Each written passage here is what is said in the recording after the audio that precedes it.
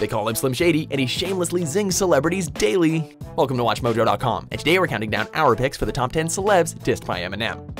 Hey, just a quick reminder, if you like this video, be sure to smash that like button and hit subscribe for more great content every day. For this list, we're focusing on relevant pop culture figures that received a proper lyrical whooping from one Marshall Mathers. Number 10, Kim Kardashian, We Made You. Damn, I think Kim Kardashian's a man. She stopped him just cause he asked to put his hands on a massive gluteus maximus again. Squeeze it in, switch it and pass it to a friend. In his satirical 2009 Celebrity Takedown, Eminem takes a playful stab at several superstars, devoting a whole verse to Kim.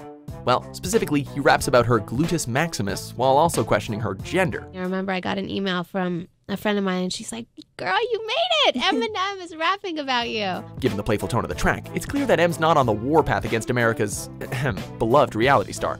But he does seem intrigued by the shape and size of said rump, even having her comically exaggerated posterior make him fall over in the song's music video. Yes, I can, don't ask me this again. It's not the most poignant Eminem verse ever written, but it's clearly a diss that Slim Shady wanted to get off his chest. You know, she's the biggest fan of yours, and she's very excited.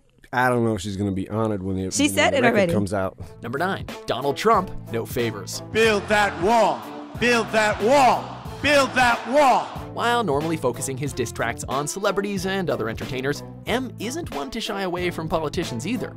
Donald Trump first felt Slim's wrath in October 2016 with his track Campaign Speech, where he called out Trump as someone not fit for the presidential role. You say Trump don't kiss ass like a puppet, cause he runs his campaign with his own cash for the funding, and that's what you wanted? A fucking loose cannon who's blunt with his hand on a button who doesn't have to answer to no one? The insults continued with his feature on Big Sean's track No Favors, where M explains how he plans to ruin Trump's brand. I'm anti, can't no government handle a commando. Your man don't want it, Trump's a bitch. I make his whole plan go under. The track also takes aim at far-right media personality Ann Coulter, providing audiences with a list of ways to make these two figures disappear. And fuck Ann Coulter with a Klan poster with a lamppost or handle, shut up, a damn boat cutter. While he may joke around a lot, it's clear that Eminem takes politics kinda seriously. Ladies and gentlemen, our great candidate, Slim Shady. Number 8, Pamela Anderson, My Name Is. The doctor said it would have been a lot worse if she hadn't received prompt medical attention. This sex symbol was a defining figure of the 1990s, but she didn't quite stay relevant. However, unluckily for her, she's immortalized in the lyrics of one of Eminem's best songs. Got pissed off and ripped Pamela Lee's tits off and smacked her so hard I knocked her clothes backwards like Chris Paul. For his Grammy Award-winning 1999 hit, Eminem offered a sharp commentary on Pamela's famous implants, using some aggressive lyricism before referencing the early 90s hip-hop duo Criss Cross and their fashion sense. It's wiggin' whack! It's a clever Eminem diss, and the lyrical lash allowed him to make some noise in pop culture. That same year, Pam actually downsized her implants. Meanwhile, Eminem rose to stardom, partially due to his inventive boob rhymes. Got ticked off and ripped Pamela Lee's lips off, kissed him and said, I ain't know silicone was supposed to be this soft. Number 7, Elvis Presley, Without Me. You ain't nothing but Despite the awkward phrasing of this pop culture diss, it's a sharp one nonetheless. If you didn't already know, Elvis Presley built his career on rhythm and blues, and Eminem reminded us of that fact with his 2002 single. Little hellions, kids feeling rebellious, embarrassed, the parents still listen to Elvis. He first makes reference to the king in verse 2, only to compare himself to said king in verse 3, noting how they similarly reappropriate a black musical genre and faced similar backlash. Oh, I'm not the first king of controversy, I am the worst thing since Elvis Presley to do black music so selfishly and use it to get myself wealthy. Hey! It's a sly lead-in to the section's timely finale and shows how vital he is to the hip-hop industry. There's a concept that works, 20 million other white rappers emerge, but no matter how many fish in the sea, it'll be so empty without me. Both M and Elvis significantly affected pop culture, but in different ways. You ain't nothing but Number 6, Michael Jackson, Just Lose It. To have him do something like that was pretty painful as an artist to another artist. By taking aim at the king of pop in his 2004 Billboard hit, Eminem touches on the troubling scandal Michael Jackson faced, as well as the dark side of celebrity fame. With this aggressive diss, Eminem drops a safety net too, as he makes a direct reference to the child molestation charges while claiming not to specifically have Jackson in mind. What else could I possibly do to make noise? I done touched on everything but little boys. Now That's not a stab at Michael, that's just a metaphor, I'm just psycho. Then again, Eminem took it even further with his music video, which resulted in Jackson calling Steve Harvey's radio show to address the issues. Unsurprisingly, there was plenty of backlash against Eminem, even from the likes of Stevie Wonder. But it's just another case of Slim causing a stir with some hot takes on celebrity culture. Alright, now lose it. Just lose it. Go crazy. Oh baby, oh baby. Number 5, Insane Clown Posse, Marshall Mathers. You know what I'm saying? They ain't never played in no arena like this f***ing big. They ain't never did no shit this big before. For a bit of context, the feud between Slim Shady and ICP extends before Eminem was even a household name, when Eminem preemptively announced that the duo would perform at a launch for the Slim Shady EP without asking them. We got the Insane Clown Pussies here tonight for the very first time ever making their debut in a stadium this big. That resulted in a lot of name-calling and thinly veiled parodies like Slim Anus. Hi, my anus, it's always getting plugged up. So, once Eminem had more exposure, he took the opportunity to lyrically shame the clownish MCs with a rather sophomoric verse. Plus I was put here to put fear in to spray Fago root beer and call themselves clowns cause they look queer. Eminem showed some creativity by rhyming Fago root beer with queer, pointing to an instance when the rap duo sprayed an audience with soda.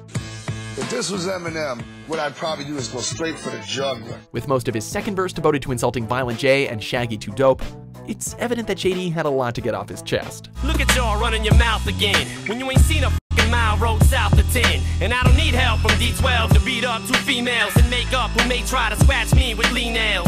Slim Anus, you damn right Slim Anus. I don't get f***ed in mind like you 2 little flaming Number 4, Moby, Without Me. In Moby, you could get stomped by Obi. You 36-year-old boy had it blow me. You don't know me, you're too old, let go, it's over. Nobody listen to techno. Verse 3 packs a wallop. After calling out NSYNC member Chris Kirkpatrick and Limp Bizkit, Eminem roasts popular New York City DJ Moby. People that fall apart. The rhyme captures a specific time and place, with Eminem shouting out to Obi Trice to beat up Moby. It all stems from Moby's criticism of Eminem at the 2001 Grammys, when he claimed that the content of Eminem's lyrics is blatantly homophobic, sexist, and racist, which could then be misinterpreted by impressionable younger audiences. Seriously, how could he call you a 36-year-old bald-headed guy? I mean, first of all, you're 35, aren't you? You're not 36. It's clear that Moby rattled Eminem a bit, since his Without Me slam, in true Eminem fashion, calls out the electronic artist as gay. Moby not only didn't mind the reference though, but he said he gave him some amazing free publicity. Oh well. Little Moby girl threw me out of my zone for a minute. Number 3, Britney Spears, Marshall Mathers. And anti-Backstreet and Ricky Martin, whose instincts to kill NSYNC, don't get me started. These f***ing brats can't sing and Britney's garbage. In yet another timely jab from M's self-titled track, he proved that he was not a fan of the turn-of-the-century pop scene. At the time of release, boy bands were everywhere, and a young Britney Spears was selling millions of albums.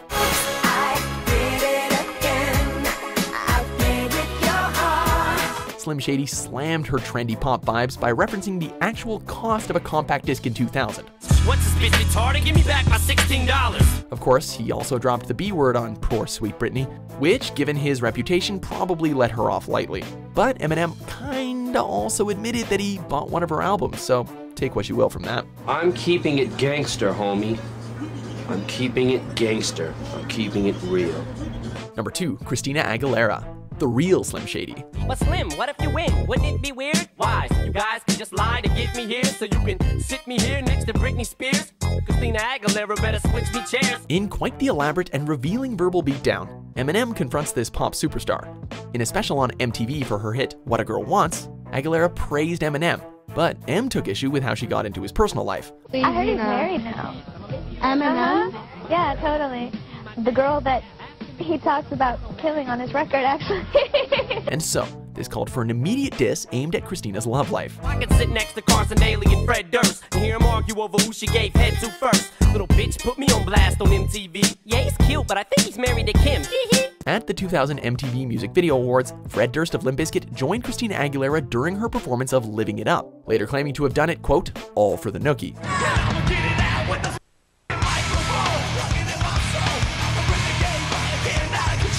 Since Sextina rose to fame through MTV and Carson Daly's show Total Request Live, Slim Shady insinuates that perhaps there's more to the story there too.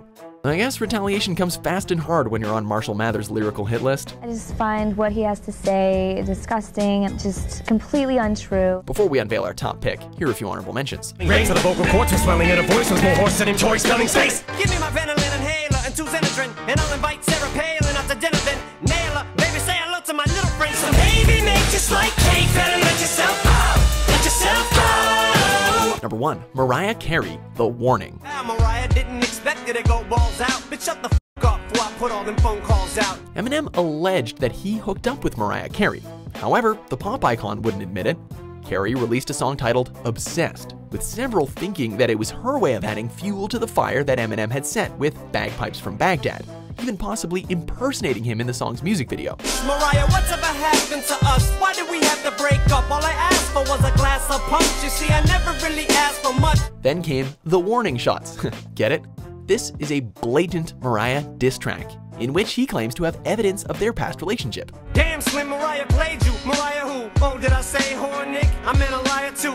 Like I've been going off on you all this time for no reason. Girl, you out your alcoholic mind. Check your wine cellar. Look at the amounts of all the wine. Like I sit around and think about you all the time. I just think this shit is funny when I pounce you on a rhyme. Excessive in nature and vastly different than clowning on ICP, Vanilla Ice, or even Elvis Presley. This track obviously makes for juicy conversation amongst pop culture obsessives. I did not have a physical relationship with him.